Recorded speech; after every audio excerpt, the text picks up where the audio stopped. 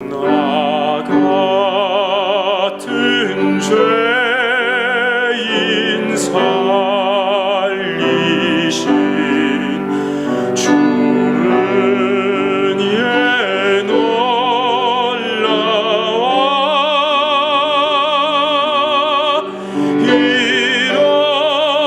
잃었던 생명 찾았고 광명을 얻었네.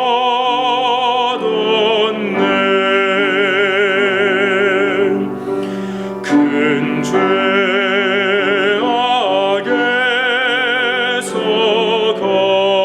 건지신 주는 예 고마워.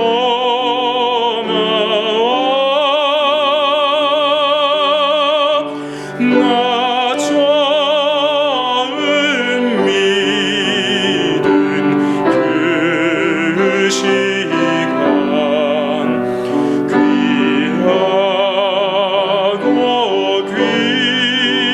귀하다. 누가 나를 참으로 사랑하는가 하고 생각이 들 때가 있습니다. 정말로 나를 진정으로 사랑하는 그 참된 사랑이 어디에 있는가 하고 생각해 볼 필요가 있습니다. 가끔 우리는 이제 과거를 생각하면서 정말 나를 진정으로 사랑했던 사람들을 이렇게 생각할 수가 있습니다. 친구나 친척이나 여러 사람들. 그러면서 그들의 사랑이 과연 어떤 것인가 하고 생각해 볼 수가 있는 것입니다. 그런데 대개 인간의 그 사랑에는 한계가 있구나 하는 것을 알 수가 있습니다. 사실 잘 분석해 보면은 인간 사이의 그 사랑의 관계는 서로 이익 관계인 것을 알 수가 있습니다. 결국 여러분들이 잘 깊이 따져 들어가 보면은 우리가 흔히 사랑하는 사이의 그 관계라 하지만은 그 깊은 곳에는 서로의 이익 균형이 맞아 있다는 것을 알 수 있습니다. 즉 말하자면 내가 필요한 바를 그 사람이 충족시켜주고 그 사람이 필요한 바를 내가 충족시켜주는 그 한도 안에서 사랑의 균형이 맞아 있는 것을 알 수가 있을 것입니다. 그래서 어떤 사연에 의해서든지 그 균형이 깨어지면은 그 사랑에도 변화가 오는 것을 우리가 각오를 해야 되는 것입니다. 한국에 흔히 요즘 보니까 그 황혼, 이혼이 많다고 합니다. 평생을 60년, 70년 살아오던 부부가 이제 노년에 이혼을 한다고 합니다. 왜 그럴까요? 과거에 살아온 것이 보니 하도 억울하고 분해서 이혼하겠다는 사람들이 있다는 것입니다. 결국 무엇입니까? 내가 원하는 바에 대해서 그 균형이 깨어진 것입니다. 그러면은 인간의 그 사랑의 근본에는 이기심이 있는 것입니다. 결국은 다른 사람을 사랑한 것 같지만은 나를 사랑하는 것입니다.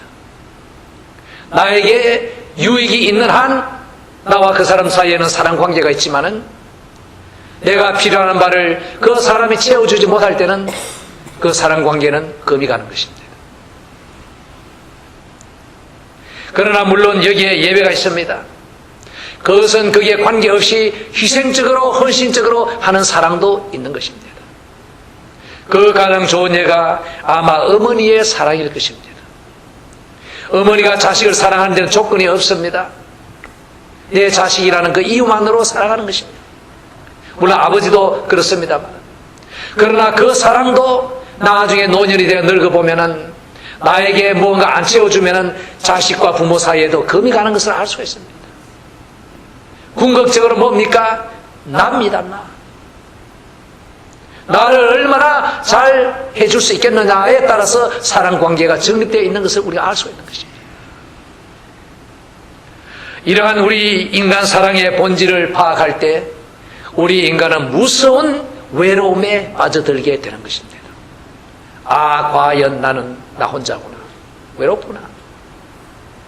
자식이 있어도 내 수중에 돈 없으면 자식도 나를 외면할 것이구나. 내가 건강을 잃으면 어떻게 될 것인가? 내가 다른 사람에게 귀찮은 존재가 되면 어떻게 될 것인가? 뭐 이러한 생각을 할 때 우리는 심한 외로움과 고독에 젖어들게 되는 것입니다. 그런데 사실 많은 사람들은 이러한 자신의 현실도 깨닫지 못하고 거기에도 도달하지 못하는 수가 많습니다. 과연 이러한 인간의 외로움에 대해서 우리를 충족시켜 줄 수 있는 참 사랑은 어디에 있을까요? 그 사랑이 우리가 마음 깊숙한 곳에 차기까지는 우리는 계속하여 외로울 것이고 괴로울 것이고, 그리고 그 외로움과 괴로움을 알지도 못하면서 그냥 지나는 그러한 인생이 될 것입니다. 우리는 여기에 대해서 다시 한번 진지하게 여러분 생각하시고, 여러분 주변에 소위 여러분을 사랑한다는 사람들이 어떤 사람의 사랑인가를 아시길 바랍니다. 요한복음 3장 16절은 예수님께서 하신 아주 중요한 말씀입니다. 왜냐하면 이것은 짧은 말씀인 동시에 여기에는 오묘한 진리가 함축되어 있는 말씀이기 때문입니다. 하나님이 세상을 이처럼 사랑하사 독생자를 주셨으니 이는 저를 믿는 자마다 멸망치 않고 영생을 얻게 하려 하심이니라, 이렇게 하셨습니다. 오늘 저는 여러분과 함께 이 요한복음 3장 16절의 첫 부분, 즉 하나님이 세상을 이처럼 사랑하사 하는 그 부분만 취급을 하고자 합니다. 그리고 그 나머지는 다음에 하고자 합니다. 하나님이 세상을 이처럼 사랑하셨다. 그러면은 여기에 몇 가지의 중요한 이슈가 전제되어 있습니다. 하나님, 사랑, 이처럼, 그리고 세상.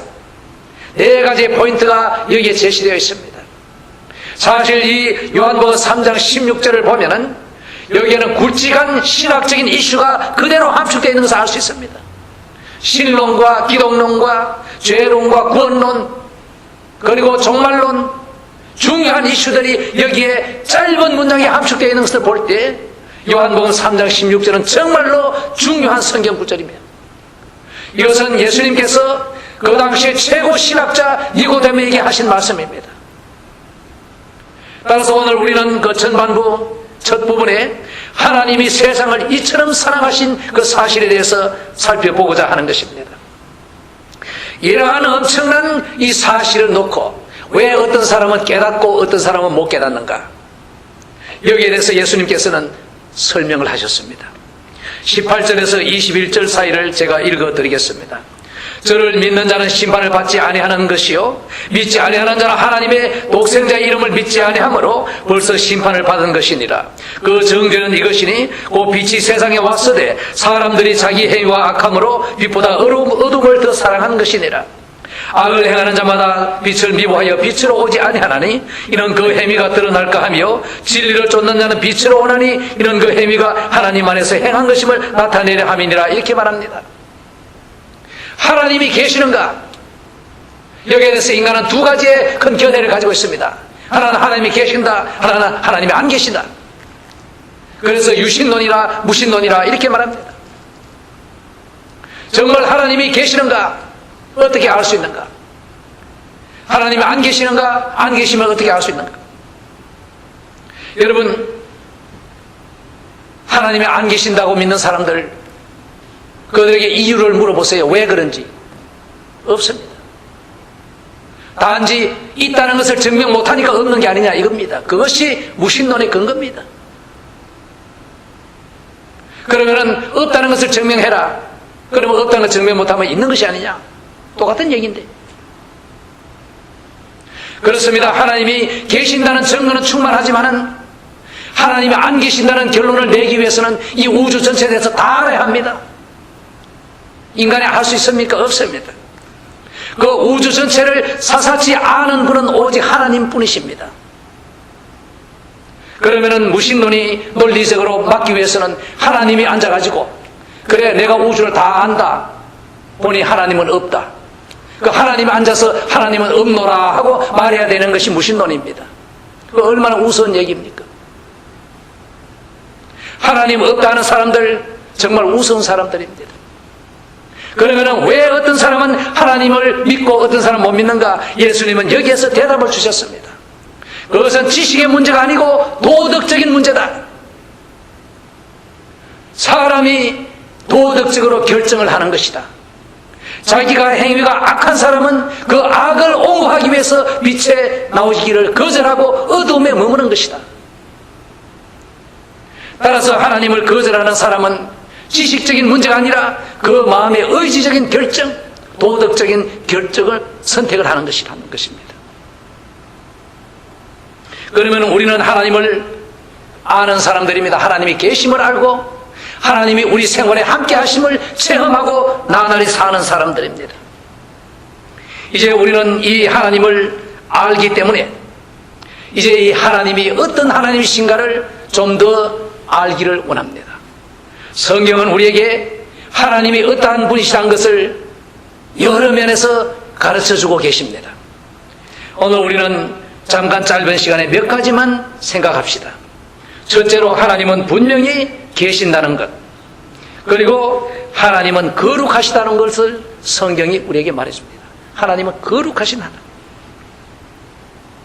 거룩하심이 무엇인가 참으로 우리가 무언가 한마디로 표현하기가 어렵습니다.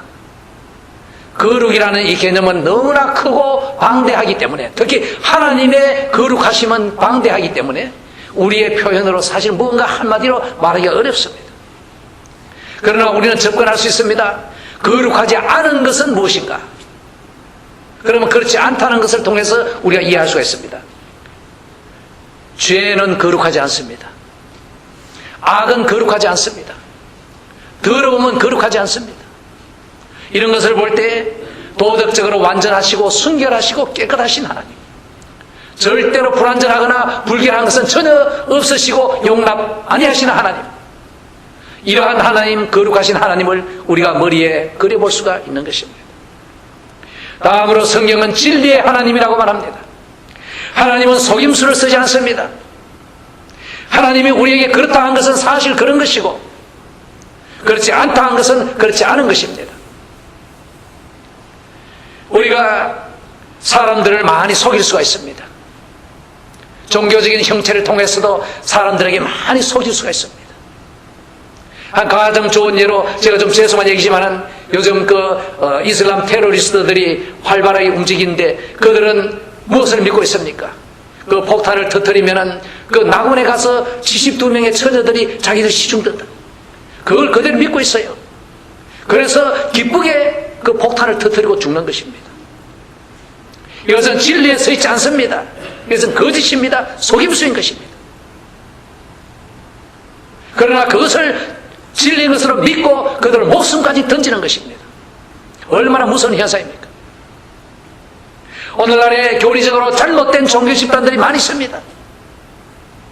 그것은 아무리 따뜻하고 사랑스럽지만은 진리가 아닐진대는 그것은 잘못된 것입니다. 하나님은 진리의 하나님이십니다. 거짓말을 안 하십니다. 다음으로 하나님은 공의로우시고 참 의로우심을 성경은 우리에게 보여줍니다. 옳은 것은 옳고 틀린 것은 틀린 것입니다.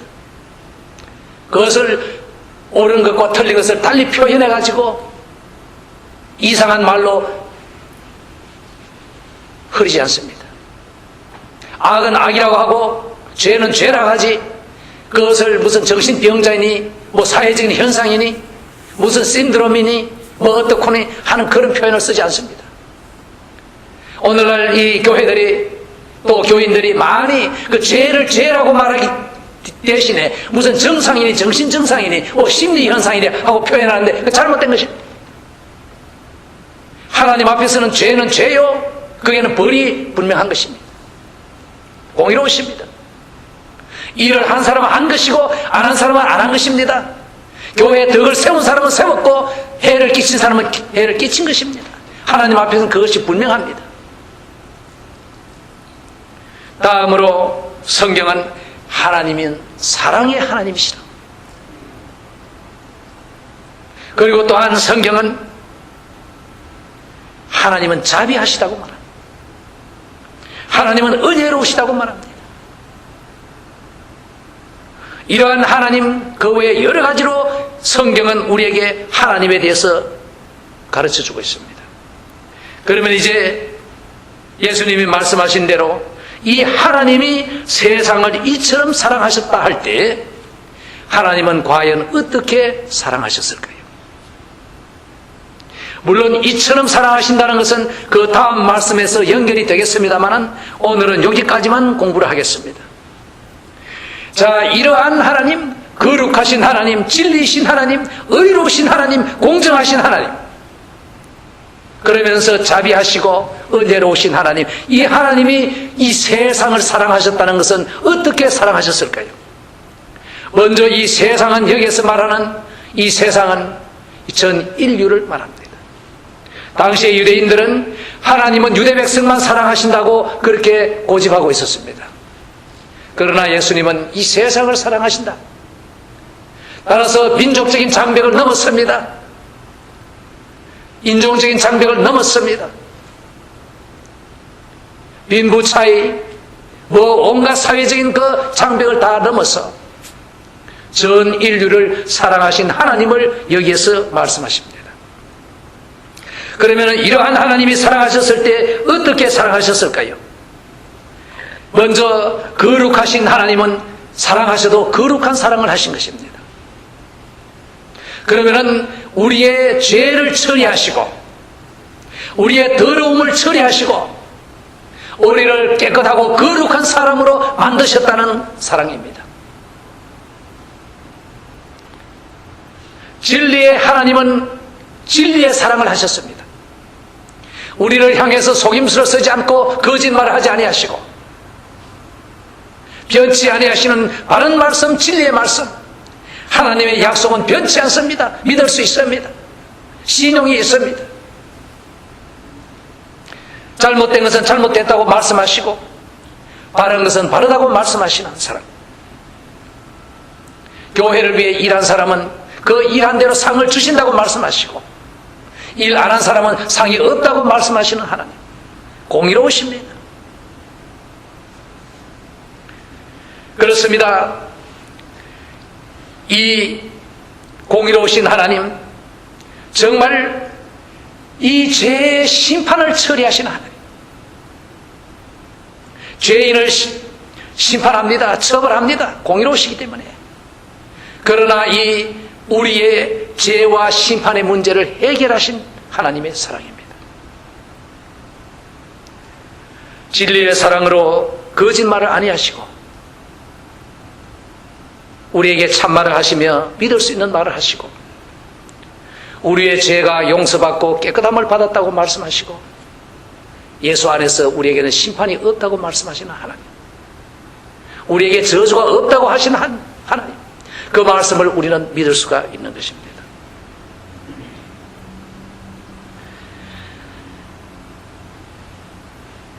하나님의 사랑은 우리에게 생명을 주는 사랑입니다. 여러분, 죽은 사람에게 가장 좋은 것이 무엇입니까? 죽어 있는 사람에게 가장 좋은 것이 무엇입니까? 가장 필요한 것이 무엇입니까? 지금 죽어가고 있는 사람에게 가장 급한 것이 무엇입니까? 그것은 사는 것입니다. 다른 것은 다 그 앞에 비교가 될 수 없습니다. 우리 죽어가는 사람, 영적으로 하나님부터 잘려서 죽어있는 사람, 이 사람에게 생명을 주신 하나님의 사랑입니다. 우리를 살리시는 사랑입니다.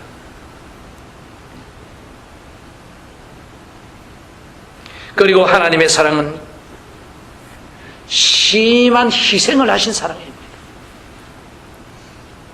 자기 아들을 그 십자가에서 죽게 하시는, 그래서 우리를 살리신 매우 큰 대가를 치르시고 자기 희생을 치르시는 사랑입니다. 이제 이렇게 하나님의 사랑을 생각해 보면은 우리 인간의 보통 생각하는 사랑과는 엄청난 차이가 있는 다른 차원의 사랑인 것을 알 수가 있습니다. 서로 모순되고 조화될 수 없는 것 같은 이러한 그 관념과 개념들이 하나님의 사랑 안에서 조금도 타협됨이 없이, 오염됨이 없이, 양보되지 않고 완전하게 조화된 것이 하나님의 사랑입니다. 그 사랑은 바로 하나님의 아들 예수 그리스도의 십자가에서 이루어진 것입니다.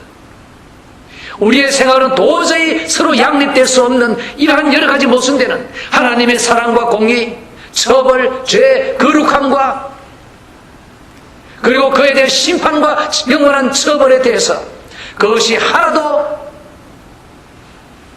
오염되거나 양보됨이 없이, 타협됨이 없이 완전히 조화되어 이루어진 것이 십자가상에서의 하나님의 사랑이었습니다.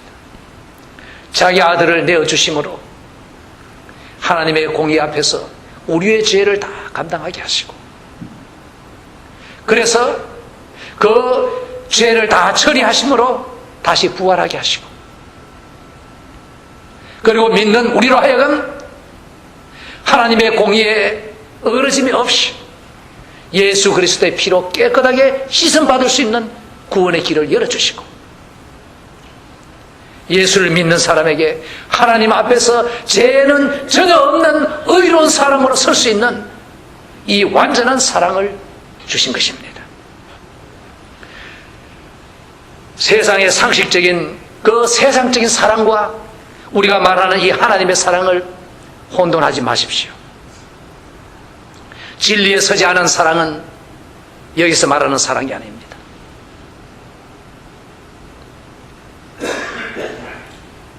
병자가 죽어가는데도 당신에게는 병이 없습니다 하면 듣기는 좋겠지요. 그러나 그것은 사실 진리의 사랑이 아닙니다. 그 사람에게는 당신은 지금 죽어가고 있습니다 하고 사실은 알려주며 거기에 대한 해결책을 제시해 주는 것이 참사랑입니다. 세상의 많은 종교들은 진리에 서 있지 않습니다. 오직 예수 그리스도 외에는 구원의 길이 없습니다. 이것은 진리입니다.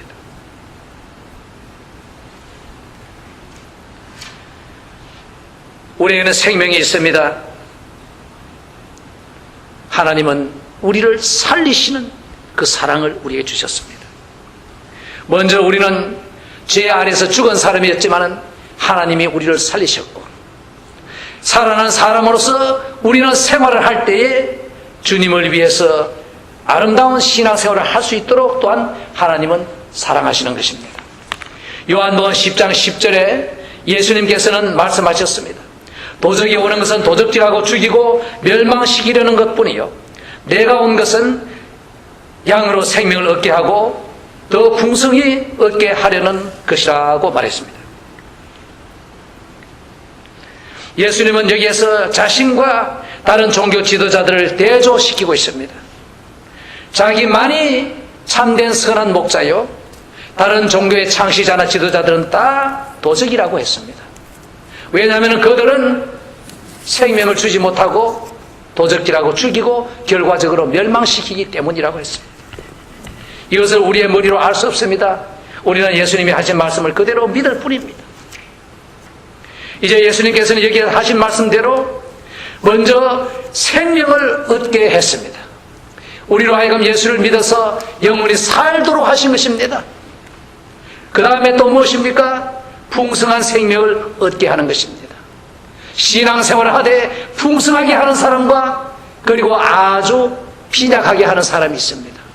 주를 사랑하되 풍성하게 하는 사람이 있고, 주를 사랑하되 조금 겨우겨우 생활에서 맨 끄트머리만 바치는 그런 신앙생활이 있습니다.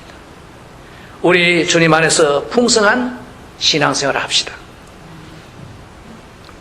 이제 하나님은 이렇게 우리를 사랑하셨고, 이 하나님의 사랑을 마음속에 체험한 사람만이 그 마음 깊숙한 곳에 완전히 충족되는 것을 경험하게 됩니다. 이 충족이 오기까지는 우리의 깊은 마음속은 방황하고 비어있는 것입니다. 괴로운 것입니다. 그러나 하나님의 사랑을 우리 마음속에 체험한 사람은 그 마음에 깊은 평화와 기쁨이 있고 안정이 있는 것입니다. 이제 이런 사람은 어떻게 됩니까? 이 사랑을 실천하게 됩니다. 첫째로 하나님을 사랑합니다. 과거에는 나의 이익을 위주로 해서 교회를 찾아다녔고 교회가 나에게 얼마나 잘해줄 수 있겠는가, 내가 이 교회에서 얼마나 많은 것을 얻어낼 수 있겠는가, 또 대인관계에 있어서도 저 사람으로부터 내가 얼마나 많은 이익을 받아낼 수 있겠는가, 그 균형이 깨어지면은 그 다음에는 관계도 깨어지는 이러한 사랑관계였지만 이제 하나님의 사랑을 체험한 이 사랑은 전혀 각도가 다릅니다. 어떻게 하면 내가 하나님을 섬길 수 있겠는가, 어떤 교회에서 내가 예수님을 더 섬길 수 있겠는가, 어떤 사람에게 내가 더 많은 것을 줄 수 있겠는가. 이제는 이러한 사랑이 되는 것입니다. 다른 사람을 이용해서 나의 이익을 챙기는 것이 아니라 그 사람의 필요한 바를 내가 채워주기를 노력하는. 왜냐하면 우리는 하나님의 사랑을 체험했기 때문에 이러한 참된 사랑의 관계가 새로이 시작이 되는 것입니다. 가족 사이에서도 네가 나에게 잘해주느니 못해주느니 하고 밤낮 그런 싸움이 아니라 이제는 내가 내 친척들, 내 가족들, 내 주변 교우들에게 얼마나 베풀어 줄 수 있겠는가. 주여, 저로 하여금 다른 사람들에게 베풀게 해 주시옵소서. 받아들이는 생각으로부터 이제는 주려고 하는 생각으로 바꿔 주시옵소서 하고 기도하게 될 것입니다. 이러한 사랑의 사람이 될 때에 우리의 생활 주변은 달라질 것입니다. 여러분, 여러분이 줄 수 있는 가장 좋은 선물이 무엇이겠습니까? 여러분이 다른 사람에게 줄 수 있는 가장 좋은 것이 무엇이겠습니까? 그것은 복음입니다. 예수 그리스도의 복음, 하나님의 말씀입니다. 그 외에 다른 것도 다 좋습니다만은 가장 좋은 것은 예수 그리스도의 복음입니다. 예수 믿으시오. 예수님은 당신을 지극히 사랑하십니다. 사람들 사이에 어디에서도 볼 수 없는, 사람들은 다 당신을 이용하고 당신을 통해서 덕을 보려고 하지만은 예수님은 당신에게 주시려고 하고 당신을 위해서 제일 좋은 것, 생명을 주시기를 원하십니다. 받으십시오. 이렇게 하는 것이 제일 좋은 선물입니다. 이렇게 사랑하는 여러분 되십시오.